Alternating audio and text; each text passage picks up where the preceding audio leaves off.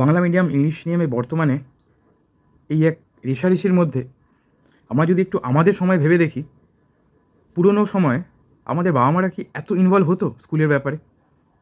আমরা আমাদের নিজেদের যা কিছু সমস্যা হতো আমরা নিজেরা সলভ করতাম, নিজেদের বন্ধুবান্ধব নিজেরা মেটাতাম, নিজেদের ঝগড়া নিজেরা বুঝে নিতাম, বাড়ি যেতাম আবার আসতাম, ঠিক হয়ে যেতাম, সমস্ত কিছু নিজেরা প্রবলেম সলভ করতাম, সে ইংলিশ মিডিয়াম হোক বাংলা মিডিয়াম হোক।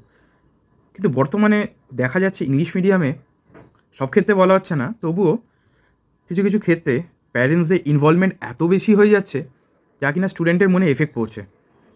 কীরকম এফেক্ট পড়তে পারে? স্টুডেন্টরাও কিন্তু ধরে নিচ্ছে আমি যা কিছু করি আমার ব্যাকবোনে তো আমার বাবা মা আছে, আমার বাবা মা আমায় সাপোর্ট করবে, আমি খারাপ কাজ করলেও আমার বাবা মাকে দেখেছি, আমার বাবা মা স্কুলে এসে ফাইট করবে, কোনো অসুবিধা নেই। তাই সেক্ষেত্রে সে যাই করুক, সেফ প্লেস হিসেবে সে তার বাবা মাকে ইউজ করছে, এবং সে আস্তে আস্তে আস্তে আস্তে এটাই কিন্তু তার ড্রব্যাক হয়ে যাবে ভবিষ্যতে। কোনো কিছু পরিস্থিতিকে কোপ আপ করা, কোনো কিছু পরিস্থিতিকে মানিয়ে তোলা, নিজের প্রবলেম নিজে সলভ করা, এই গুণাগুণগুলো কিন্তু চলে যাচ্ছে। তাই আমার কিন্তু মনে হয় এবার প্যারেন্টসের ইনভলভমেন্টটা একটু কম হলেই ভালো হয়, যেটা কিনা বাংলা মিডিয়ামে খুব একটা সেরকম দেখা যায় না।